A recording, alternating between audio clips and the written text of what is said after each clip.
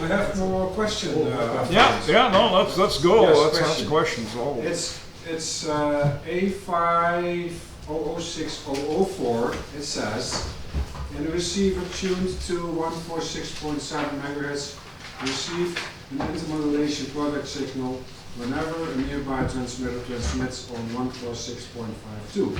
What are the two most likely frequencies for the other interfering signal? And I don't get it how to get to answer B. Okay, that's an intermod product calculation. Yeah, I thought so. And that is done in the book around page. Let me find it here. Around page 8-22. So let's go to 8-22 and see what we can find. Ooh, that stuff. Oh, right. Ooh, that stuff he says. I circled it here, but I never had a close look at it. So 8-22, they go through a. As a matter of fact, I think the numbers they use there on 8-22 are the numbers in the exam that you just did, the question you just read. Ah, Remember that, yeah. Are they? yeah, looks like That's it. Yeah. the section that's missing to my book. Oh. So there's the answer to your question right there. Oh, okay. Okay. Oh, So the formula they're using to calculate that is, n times f1 equals m plus f1 plus or minus f2 or whatever that stuff. oh, Yeah. oh, I see.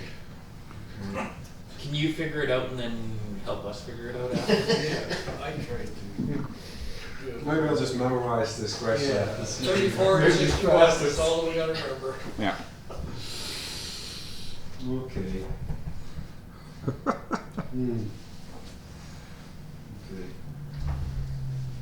Oh, I just write it on the phone receipt. Well, out of the 3 exams I generated last night, that question wasn't on any of them. No. Which means it'll probably be on all yours, right?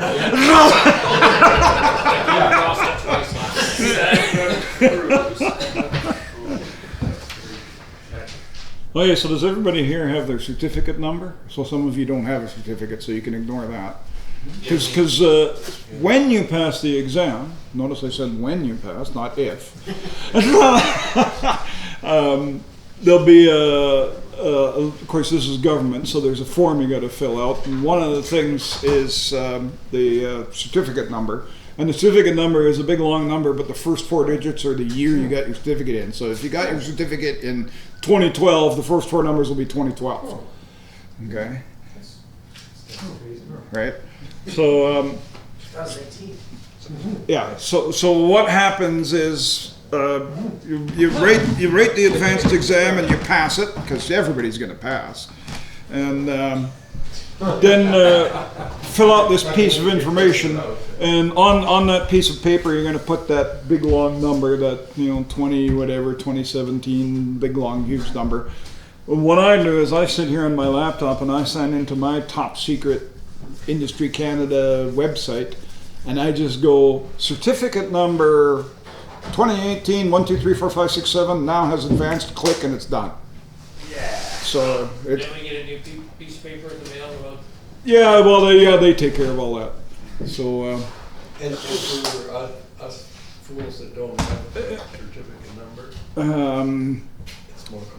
it's a little more complicated. If you pass your advanced, you don't automatically get a basic. No. What a system, eh? Yeah. So, We didn't go through the law. yeah, no, in Canada, you have to have a basic to get a certificate. You cannot get a certificate without a In basic. the States, it's different, right? Yeah, in the States, I think if you write for the, actually, I don't know all the rules. When I was doing it, they made me use them in order. Yeah, technician first is technician? Yeah, technician general, then General and then amateur extra. Yeah. And I declined the amateur extra, I was never happy. But they'll let you do it all in one sitting. If you pass the first one, you can do the second one. So, yeah, I mean, here we still have technically we have 4 qualifications. We have basic with honors, we have advanced, and then we have Morse code, CW. And so we still have the 4 qualifications. In Canada, you can take those qualifications in any order you want, but you cannot get a call sign. You cannot have a station without a basic. That's because the majority of the basics, the regulations. Yes. Yeah. Pretty simple. So, and the only reason the Morse code, the CW, is still there is because some countries in the world still require CW for amateur certification. And many amateurs, being world travelers, want to take their radios overseas and use them. And depending on what country you go to, some still have the requirement for CW. And so as long as there's some hangers-on in the world that have that requirement, Canada will keep the CW endorsement there. But once all the worlds fall off that, then for sure CW will certainly die away, and that will no longer be a qualification anymore. There's So. some diehard people out there that just love that, and that's it. Oh yeah, there's people that learn CW and they throw away the microphone, you know. Yeah, the proportion of people that are into CW has gone up Yes. since it was dropped as a formal qualification. Yeah. Well, now it's seen kind of more of a niche specialty thing rather than a requirement, because we're not really required to have it, not in North America anyways, anymore. So now it's seen more of a little niche, little, special interest thing. And like Paul says, it's actually gotten more popular, which is strange. You think it would go the other way, so but yeah, to become an examiner, you have to have that certificate, and I do have my back when you had to take 12 words per minute. Ooh, Oh, you have to have Morse to be an examiner? you have to have all the qualifications to be an examiner. I wonder what proportion actually do have code out of So all the hands in Canada now. I'm probably less than half, I'm guessing, but it's just a Only guess. us old guys. You go talk to, what's his name, there used to do the net there, Bill, or, oh, I used to do 44 words a minute, my buddy did 60. Yep. Okay. Wasn't the qualification for the US extra 25 words a minute at one point? 25, I I think. know it was 20. I know for sure it was 20. Yeah. But somebody told me it was 25 at one point. Well, people laughed at me because I only had to learn 12 words per minute. That was slow. That was the thing, 5. So now it's 5, and 5 is just excruciatingly Oh, slow. 5's awful. If you can actually copy by ear, you can't copy 5. It's Yeah, too slow. it's just too slow. It's, yeah. Okay, so nobody else is going to ask any questions, or So you have a pen I can borrow? I guess that's it. pen or pencil? Pencil. That's a good question. Still an exam question. I think it's an exam question, it just won't be on the exam. So once again, I'm going to give you you all have your formula sheet, so I won't hand out any more of those unless you lost yours over the lunch break or something. So I'm going to hand you a booklet with an answer sheet tucked into it. Of course, all I want back is the answer sheet, preferably with your name on it.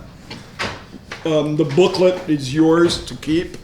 So you can write on it, you can use it as scrap paper, you can do whatever you want with it. I don't want the booklet back, all I want is the answer sheet back. And once again, we've just been through 3 exams. I don't have to tell you, it's 50 questions, you got to get 35 correct. Well, 34, maybe. And there's no time limit. So, if I can give you any advice, I've already tried to bestow a lot of advice, is take your time, read the questions twice or 3 times, because they love to put which is not the correct answer, that kind of thing, and you can very easily miss that. And the other thing is, I think most people in this room probably haven't taken an exam for a very long time. Just exam techniques. If you hit a question and your mind is absolutely blank and you just go, I have no freaking clue what they're asking here, just simply put a question mark beside it or draw a circle around it or something and move on. And sometimes, the way my mind works, sometimes 5 or 6 questions down, I'll go, oh, I know what that one was, and you can go back and correct it. So once again, these booklets are yours to mark up, to use as scrap paper, whatever. Take your time, go through it all. Don't forget to skip 1 thing on the answer sheet. Yeah. Otherwise you're pooped. Yeah, don't screw up your answer sheets. Good point there.